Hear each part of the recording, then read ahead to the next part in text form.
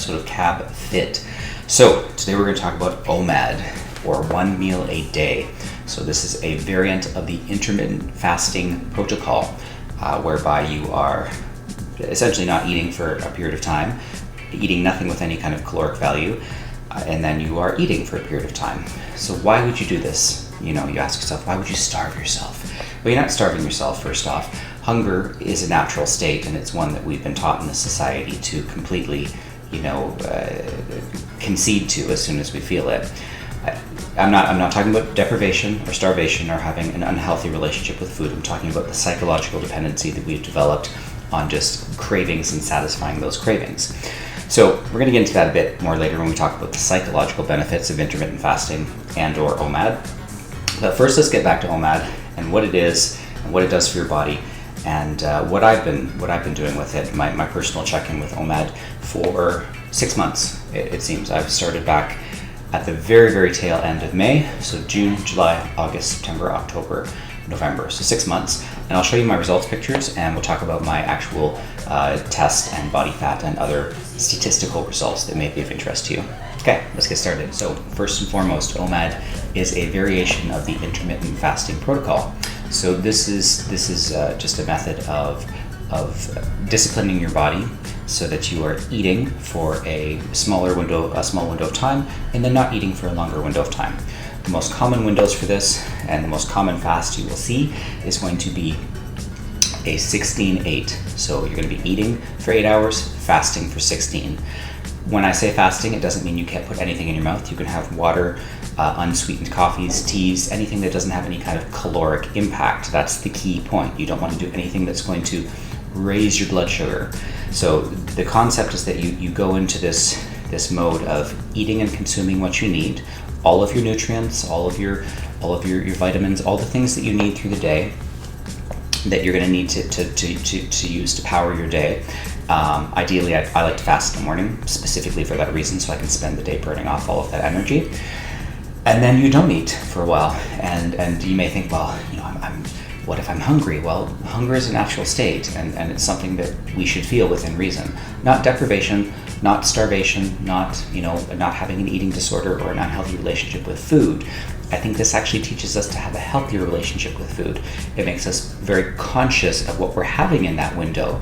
We need to make sure that we're nourishing ourselves, and we have to think consciously and say, do I have enough energy? Do I have enough nutrients in this meal to last me for the next 16 hours? Or in my case, OMAD, 1 meal a day, I pushed it a bit further to a 23-hour fast. So with OMAD, you're just pushing fasting to its sort of natural and reasonable limit, where you're not going to be eating for 23 hours and then you're going to be eating for 1. It sounds very strange at first to people who don't understand it. It sounds very strange to people who have never engaged in any kind of fasting. To those of us that I wouldn't recommend just jumping into OMAD. So I did stage myself up from just eating a couple of meals a day before I even kind of knew what intermittent fasting was, and then I was eating, and then I was skipping my snacks, and then I discovered intermittent fasting, and I was basically just doing 2 meals in an 8-hour window, and then I wasn't just getting you just don't get as hungry. Your body adapts. Your body becomes more efficient, and we're going to talk about my results, and I'll show you some pictures as well too.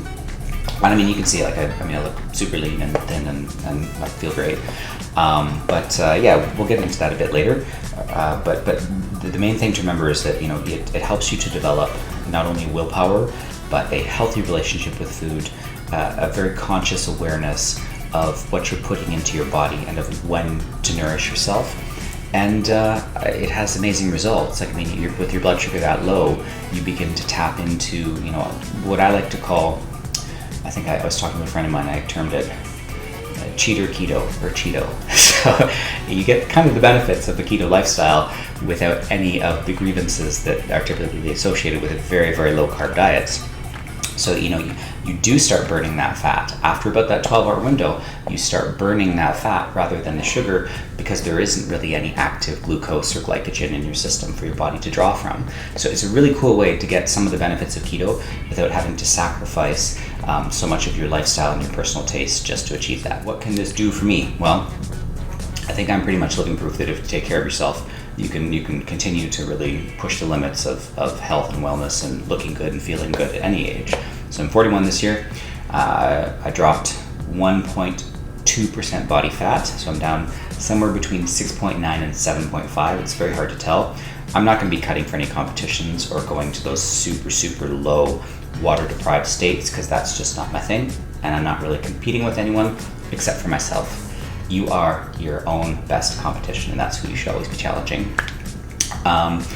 So I'm very happy with the results. My testosterone and my HGH, my human growth hormone, have both skyrocketed significantly. Obviously, there's secondary effects to all of this. You feel great. Your sex drive improves. Your sleeping improves. Your cognitive function improves. Everything just kind of improves with these hormones pumping around your body. And the cool thing is that they're not artificially introduced. I would never, and I do not, under any circumstances, advocate steroids, or in some cases, some people cut them with estrogenics to balance. So just don't put anything into your body. Your body should be capable of doing all of these amazing chemical processes, whatever, and miracles on its own, just with the right encouragement and foods and protocols. And that's pretty much it. That's OMAD. There's nothing else to say. You don't eat for a while, very long while. If you want to go OMAD, you don't eat for 23 hours.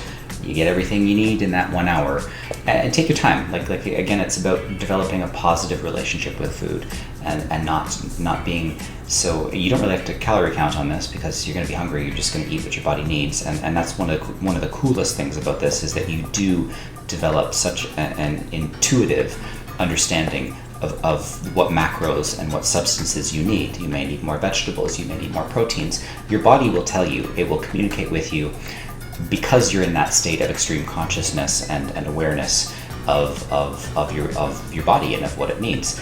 So it's pretty cool. My buddy and I, we're talking all the time. We're having great conversations.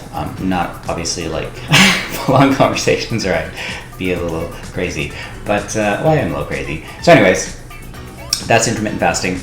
Any questions, hit me up in the comments. If you want to see what I specifically eat, by the way, this is my clicker. This stops and starts the camera, in case you're ever wondering. Someone asked me what the hell this was. It's my clicker. So I use it as a little, as a speaking tool sometimes.